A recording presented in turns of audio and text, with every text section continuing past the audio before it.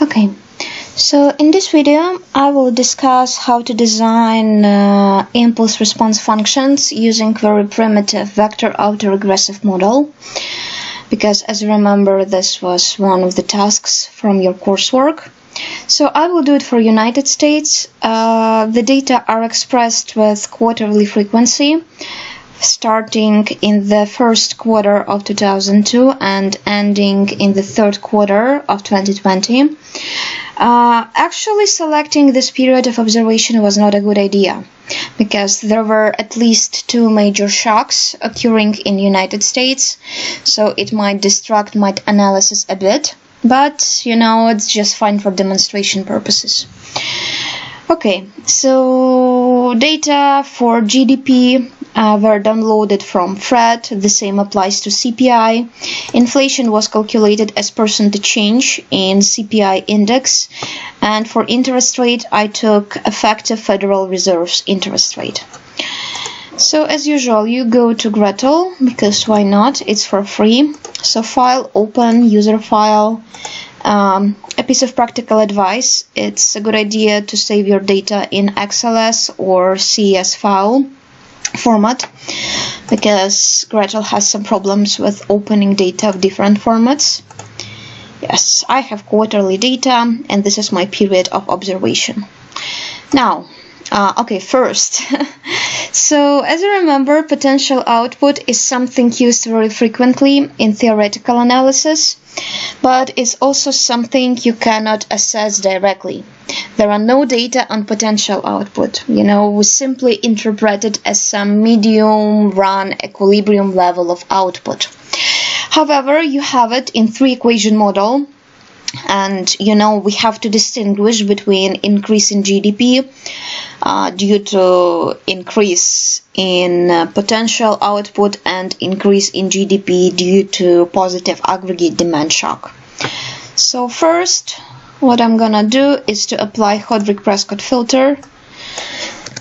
So this is GDP potential. I save most serious. Okay. Yes. Okay, now it's fine. So then I go to model, multivariate time series, vector autoregression. So as you remember, potential output is a completely exogenous variable in this model. So there is no single indicator variable in three-equation model which would explain fluctuations in potential output. So changes in potential output occur due to positive or negative supplied side shocks. And again, we cannot explain it in terms of our model. So this is exogenous. GDP depends on interest rate, inflation depends on output gap, and interest rate depends on central bank preferences and deviations in terms of inflation and output from the target levels of inflation and output. Okay, looks fine. So actually log order is gonna affect precision of your model, but I would not like to concentrate on this, so let's just assume one period lag, which is fine, because it just follows theoretical model we have discussed. Here you have the result. So usually VAR models are extremely resistant to any kind of autocorrelative issues, because we include lags all in all, and usually this helps to cope with autocorrelation. Graphs, impulse responses. Okay, maybe we can do it separately. So response of inflation to GDP. Okay. So the idea is like this: when when output increases, inflation increases as well, then output will decrease, which makes sense. And as you remember, this is very similar to response functions we draw based on three-equation model analysis, and then it will tend to return to the initial level. Okay, looks fine. Graphs response of inflation to GDP. Okay, so, oh no, sorry. Graphs response of GDP to inflation. So again, it looks very similar because according to Phillips curve, level of inflation and potential output are correlated, like positively correlated. So one is always accompanied by the other, unless we deal with negative exogenous supplied side shock. Graphs response of interest rate to inflation. Okay. So in this case it's not that obvious, probably because I did not include target level of inflation. You can do this, in order to improve your model.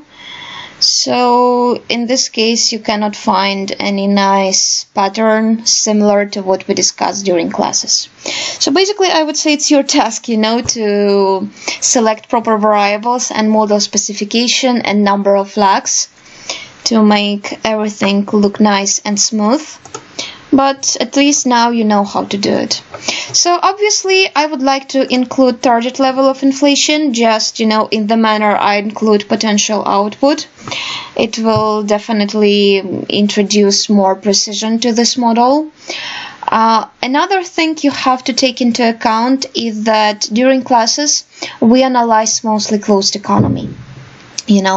So we assume that all the shocks are managed by the central bank, they are not transmitted, and so on. So it might be very different, when it comes to the open economy.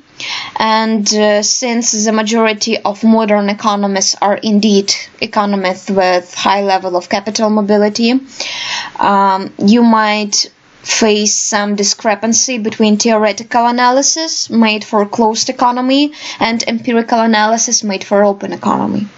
But again, it's your task to explain, why impulse response functions you design do not look that nice and smooth, as theory would predict. So I'm just giving you a hint. Like, one of the arguments you can use is the fact that in theoretical analysis we do not account for openness.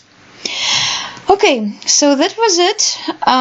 As for today, your homework is to collect data for an economy of your choice for the appropriate time frame and try to do something very similar.